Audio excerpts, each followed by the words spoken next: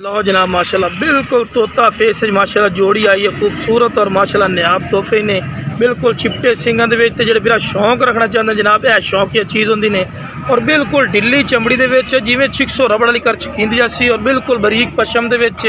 ते खूबसूरत और नायाब तोहफे ने बिल्कुल बैठवें सिंग कोई ऐसा पॉइंट नहीं जो कम हो। तो लो जनाब इस तो बाद दूसरे नंबर चेक करो। तो लो जनाब दूसरे नंबर पर माशाल्लाह आ गया बिल्कुल तोता फेस वाइट अख दे ने कन्ना दे लापर भी हर पॉइंट और माशाल्लाह ए प्लस है ते भी बिल्कुल माशाल्लाह बरीक पशम और ढिली चमड़ी दे माशाल्लाह। तो लो जनाब माशाल्लाह नायाब और खूबसूरत माशाल्लाह तोहफे ने वेलें चेक कर सकते हैं चंगी लंबी वेल